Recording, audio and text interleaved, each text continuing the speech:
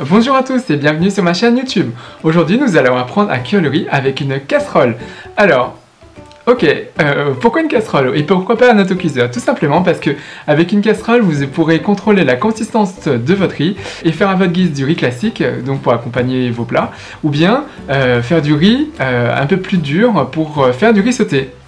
Alors, je comprends que certains détracteurs me diront oui, mais cuire du riz de cette façon, je vais cramer mon riz, je sais pas contrôler le feu, D'autres personnes en fait me diront qu'avec un autocuiseur, on peut le programmer à l'avance, on peut avoir la consistance qu'on veut en rajoutant n'importe quelle quantité d'eau et n'importe quelle quantité de riz. Et juste appuyer un bouton en lui disant oui je veux tel type de riz et vous aurez tel type de riz, mais au bout de 3/4 d'heure, 45 minutes.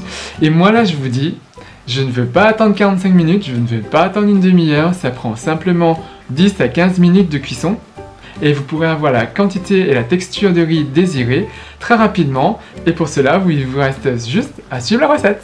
Pour cette recette, il vous faut du riz et de l'eau.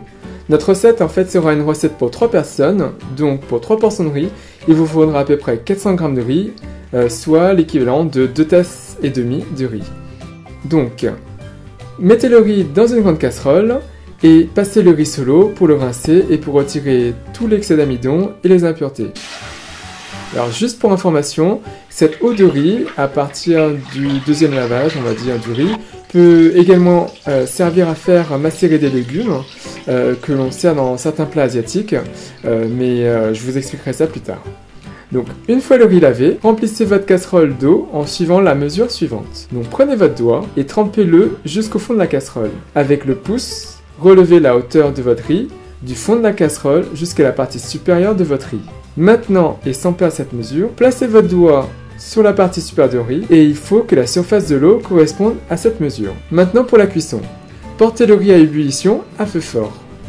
Lorsque la préparation bout, réduisez le feu à feu moyen et comptez 5 minutes en couvrant le riz de moitié.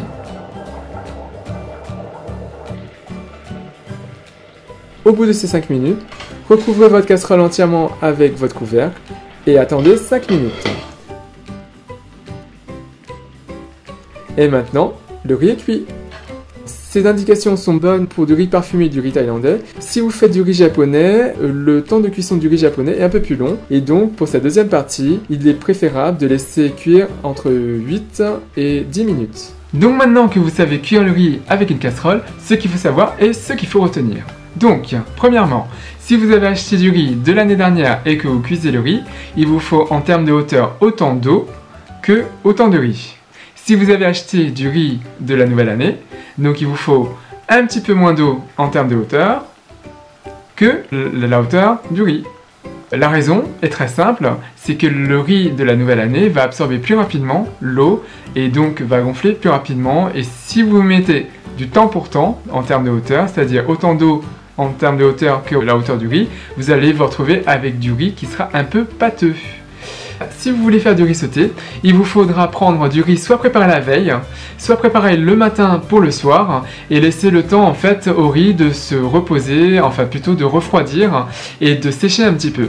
En fait, pour le riz sauté, il vous faut prendre un riz qui sera un peu plus dur que la normale parce que le riz va continuer à cuire quand vous allez faire votre riz sauté. Et si vous prenez du riz qui a déjà une très bonne consistance, vous allez vous retrouver avec un riz sauté pâteux qui sera vraiment pas bon à manger. Donc voilà, si vous avez apprécié cette recette et les explications, n'hésitez pas à faire un big thumbs up, à liker la vidéo, à la partager et à vous abonner sur ma chaîne YouTube. Et je vous dis à très bientôt. Bye!